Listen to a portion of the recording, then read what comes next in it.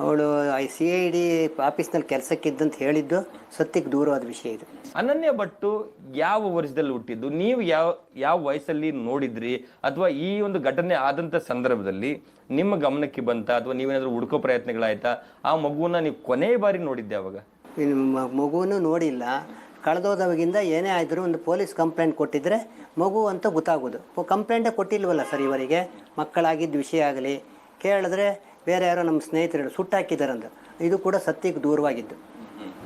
ಅಂದ್ರೆ ಆ ಮಗು ಅಂದ್ರೆ ಅನನ್ಯ ಭಟ್ ಫೋಟೋನಾದ್ರೂ ನೋಡಿದಿರಿ ನೀವು ಯಾವಾಗ? ಇವರಿಗೂ ಮಕ್ಕಳಾಗಿದ್ದ ವಿಷಯನೇ ಗೊತ್ತಿಲ್ಲ ಇವರಿಗೂ.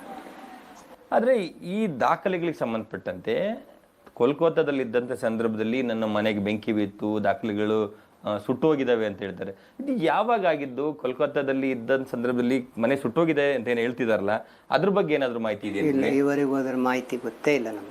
1988ರಲ್ಲಿ ನೀವು ಅವ್ರನ್ನ ಮೊದಲು ನೋಡುವಂತಹದ್ದು. ಸೊ ಆರಂಭದ ದಿನಗಳಲ್ಲಿ ಅವರು ಹೇಗಿದ್ರು, ಅವರ ಎಜುಕೇಶನ್ ಏನು, ಅಥವಾ ಫ್ಯಾಮಿಲಿ ಜೊತೆ ಹೇಗೆ ಗುರುತಿಸ್ಕೊಂಡಿದ್ರು ಅವರು? ಫ್ಯಾಮಿಲಿ ಜೊತೆಗೆ ಅವರು ಯಾವತ್ತೂ ಗುರುಸ್ಕೊಂಡೇ ಇಲ್ಲ. ಒಂದೇ ಯಾವುದೇ ಒಂದು ಎಜುಕೇಷನಿಗೆ ಕೆಲಸ ಸಿಕ್ಕಬೇಕಾದ್ರೆ 18 ವರ್ಷ ಆಗಿರಬೇಕು. 2003ರಲ್ಲಿ ಮಕ್ಕಳಾಗಿದೆ ಅಂತಂದರೆ ಆವಾಗ ಮಗು ಯಾವ ಇದರಲ್ಲಿ ಜನಿಸಿರಬೇಕು. ಇದು ಸತ್ಯಕ್ಕೂ ದೂರವಾದ ಸುಳ್ಳು. ಅಂದ್ರೆ ನೀವು 88ರಲ್ಲಿ ಮದುವೆ ಆಗ್ತೀರಿ. 88ರಲ್ಲಿ ಅಂದ್ರೆ ಅದಕ್ಕಿಂತ ಮೊದಲೇ ಅನನ್ಯ ಭಟ್ ಹುಟ್ಟಿದ್ರೆ ಮಾತ್ರ 2003ರಲ್ಲಿ MBBS ಸೇರ್ಲಿಕ್ಕೆ ಸಾಧ್ಯ ಅನ್ನೋದು.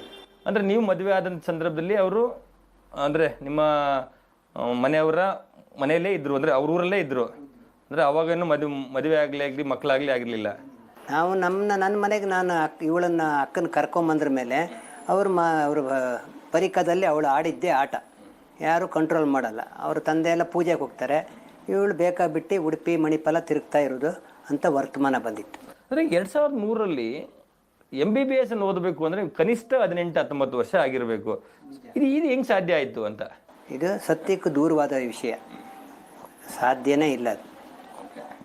ಅನನ್ಯ ಭಟ್ ಅನ್ನೋ ಹುಡುಗಿ ಮಗಳಿದೆ ಅಂತ ನಮ್ಮ ಫ್ಯಾಮಿಲಿಯಲ್ಲಿ ಈವರೆಗೂ ಯಾರಿಗೂ ಗೊತ್ತಿಲ್ಲ.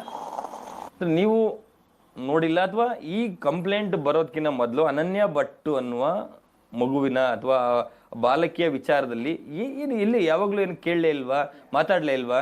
ಫ್ಯಾಮಿಲಿಯಲ್ಲಿ ಯಾರು ಕೇಳೋಕ್ಕೆ ಹೋಗಿಲ್ಲ ಸರ್.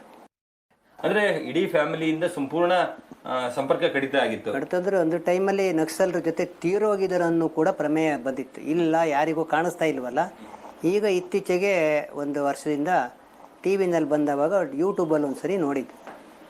ನಮ್ಮ ಮಿಸ್ಸಸ್ಸಿಗೆ ನೋಡೋ ನಿನ್ನ ತಂಗಿ ಹಿಂಗೆ ಬರ್ತಾ ಇದ್ದಾಳೆ, ಫೋಟೋ ಸುಳ್ಳು ಸತ್ತೋಗಿ ಆಯ್ತು ಅಂದ.